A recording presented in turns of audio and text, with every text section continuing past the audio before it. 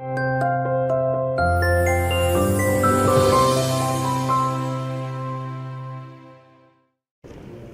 Amat Mulia Datuk Seri Utama Tunku Nakuddin Ibni Tunku Jaafar, The Honourable Datuk Seri Dr. Stephen Rudi Ananto, Minister of Utilities Sarawak, and also the Executive Chairman, the Honourable Ministers, the Honourable Tan Sri Dato' Amar Haji Muhammad Mushidi, our State Secretary, Honourable Senator Datuk Seri Difalmani S. Krishnasamy, I hope I pronounce the name correctly, Deputy Minister in the Prime Minister's Office and Acting Deputy Minister of Energy, Green Technology and Water Malaysia, Representing Minister of Energy, Green Technology and Water Malaysia, the Honourable Deputy Ministers, Yang Berbahagia Datuk Dr. E. Moh Chai, Chairman of SEDA, Excellencies, distinguished guests, ladies and gentlemen. Let me, at the outset, extend my warmest welcome to all delegates to Sarawak, particularly those from outside Malaysia. I hope your stay will get you to familiarize with the state of Sarawak, and that will extend our global relationship between Malaysia and your host country. I am pleased to share on Sarawak's journey in renewable energy development at this important summit, which acknowledges that the future of energy is in sustainable energy. To us in Sarawak, the essence of this conference aligns with the milestones we have been achieving all this while, which is our capability to harness our abundant natural resources to power our development and growth and economy sustainably. At the same time, address energy security, which is a shared conundrum for other nations alike. Allow me to take you through Sarawak's journey in sustainable energy development. The growth that has been experienced by the state since, and how will we be leveraging on renewable energy in supporting the state vision of establishing a digital economy strategy in the decade to come. Ladies and gentlemen, energy is what drives development and underpins economic growth. Global energy demand is forecasted to grow by 58% between now and 2040. And we hear of countries racing to secure energy. Sarawak is no different. And we are aware that we need to detach from being reliant on non-renewable resources if Sarawak is to achieve energy security for a sustainable economic growth. The International Energy Agency, IEA, reports that by 2022, global renewable electricity generation is expected to grow by over 1/3 to over 8,000 terawatts per hour, equal to the total power consumption of China, India, and Germany combined. As a result, the share of renewables in power generation will reach 30% in 2022, up from 34% in 2016. The report also states that in the next 5 years, growth in renewable generation will be twice as large as that of gas and coal combined. While coal remains the largest source of electricity generation in 2022, renewables halved their gap with coal, down to 17% in 2022. Despite slower capacity growth, hydropower will remain the largest source of renewable electricity generation in IEA's forecast, followed by wind, solar PV, and bioenergy. With Sarawak being unique and blessed with an abundance of natural resources, it is only logical to explore and harness renewables from these resources to further boost our generation figures and secure a steady supply of energy in the state. Our many rivers, plentiful rainfall, and mountainous terrains have enabled Sarawak to embark and focus on hydro development, which at present represent 75% of the state generation mix. Fossil fuel, coal, and alternative renewables like solar and mini hydro make up the rest of the mix.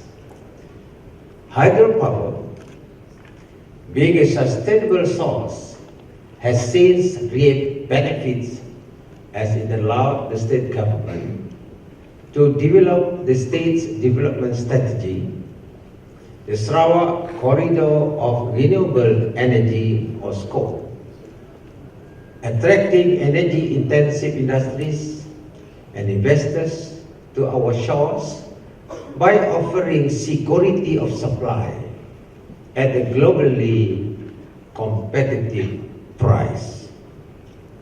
With SCORE, the state's energy demand took a quantum leap as it triggered a number of downstream businesses and opening up the state's rural areas, giving rural towns a boom effect.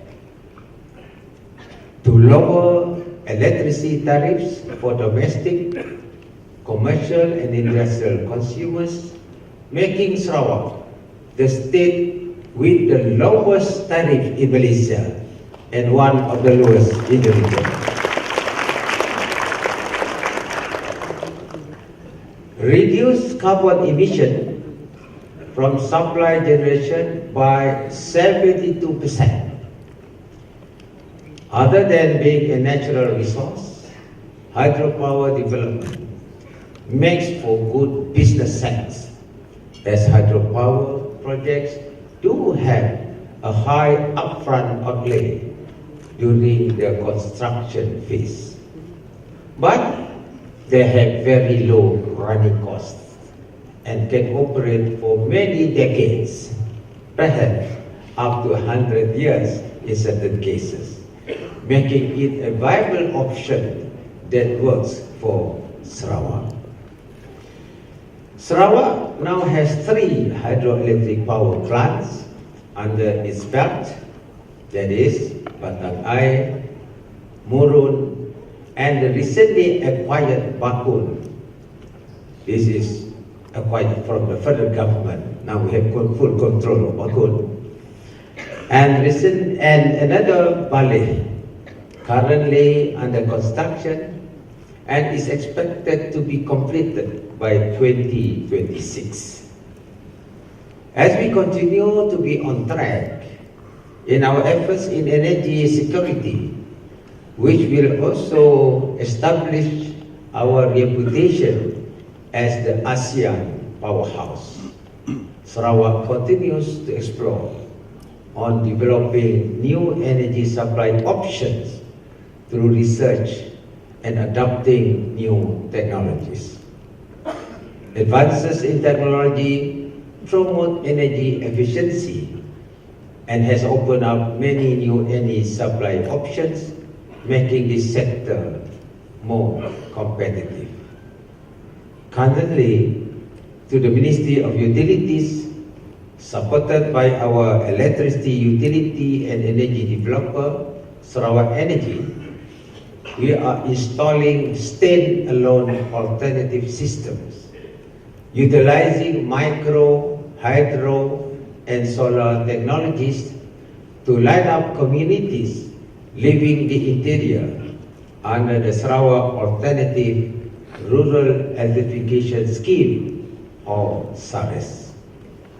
Alternative energy resources have indeed played an imperative role in the state mission for full electrification, particularly for communities in the interior that are impossible to connect to the state grid.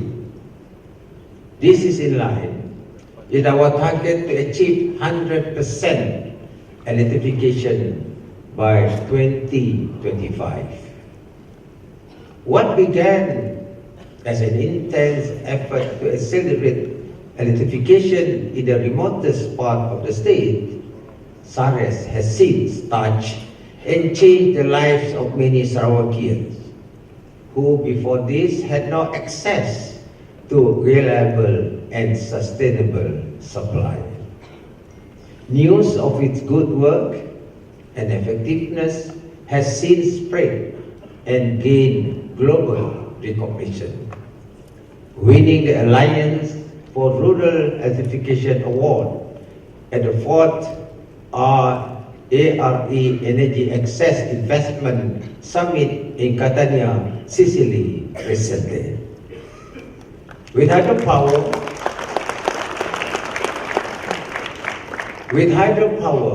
and solar already playing an integral role in contributing as a sustainable source to the generation mix, the state intends to take this up a notch and explore other alternatives which is both renewable and clean. This has led to the formation of the Sarawak Research Council to oversee research and development on various energy generation technologies.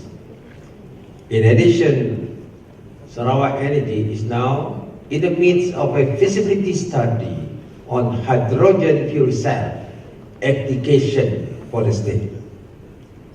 Allocations have been provided to conduct research on hydrogen production and hydrogen applications, which include the setting up of a hydrogen production plant. We are optimistic that our research into alternative supply options and smart technologies will reap benefits for Sarawakians all over. Utilities have begun to incorporate smart technologies to maximize their ability to operate in a more conducive and efficient manner. And an example of this is real-time monitoring apps, sensor technologies, smart utility meters, among others. A mobility revolution has also unfolded across the world, with many countries already embracing this hybrid form of transportation. The Global EV Outlook 2017, done by the International Energy Agency, states that the transition to electric road transport technologies began a decade ago is gaining momentum towards a low-emission future, provided such dynamism can be sustained over the coming decades. The year 2016 also showed a record high new electric car registration with over 750,000 sales worldwide. Norway holds the highest electric car market share globally in 2016, with China also experiencing a rapid market growth. It is predicted that the next 10 to 20 years, the electric car market will likely transition from early deployment to mass market adoption. Within the next 3 years, Sarawak's public transportation landscape will undergo a transformation for the better, whereby electric-powered buses will ply the streets of Kuching and other cities in Sarawak. As at its heels will be to expand this category of buses to hydrogen-powered ones, making Kuching the first city in the country to have such buses as a pilot project. This demonstrates Sarawak's commitment towards a better and cleaner environment in the reduction of greenhouse gas emissions.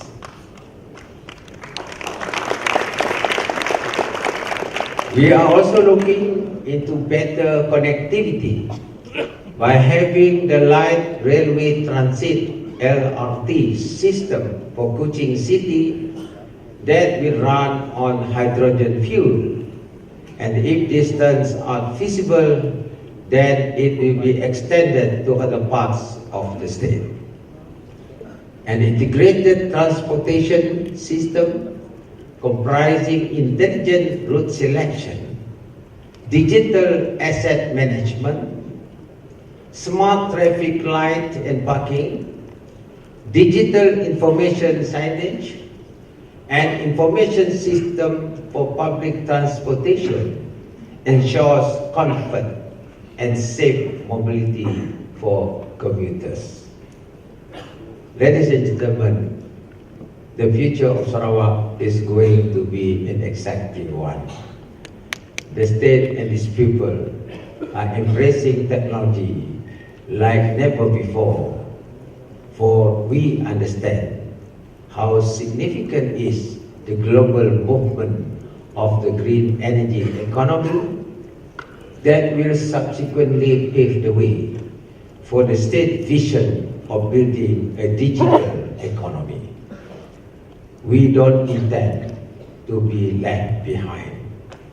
In this regard, the state embarked on the digital economy transformation for Sarawak by formulating a 5-year Sarawak Digital Economy Strategy beginning 2018 till 2022. The Digital Economy Strategy charts out the mission to leapfrog the state development through digital economy that complements conventional economy. A digital economy will attract global investors to our shore, building the wealth of the state by contributing to Sarawak's GDP. Having a stable and adequate generation portfolio, which is sustainable, gives us the confidence to realize this ambition, which will power up and transform the digital ecosystem of the state. We foresee smart technology and innovation being embedded in our way of life and daily operations, providing for cost effectiveness, efficiency, and convenience. The future is in developing the Internet of Things, IoT. This will see Sarawak focusing on emerging technologies like big data, cloud computing, gaming, animation, blockchains, artificial intelligence, autonomous vehicles, and more renewable energy. The state government is also working on putting in place policies to support the agenda of a green energy economy.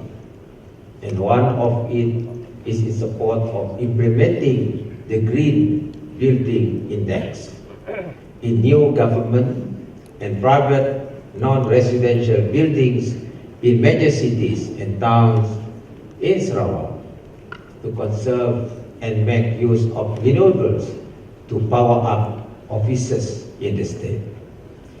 Ladies and gentlemen, the journey is still long for Sarawak, but we are working in stride to achieve our goals in securing a sustainable energy future for the state.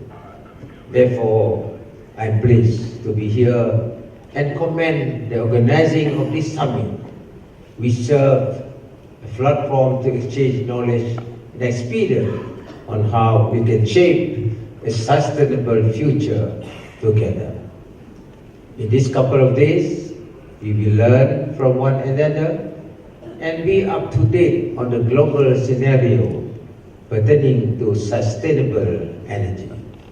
For Sarawak, we will also be able to chart out a stronger strategy building on the existing ones towards the creation of a green energy economy and subsequently a digital economy.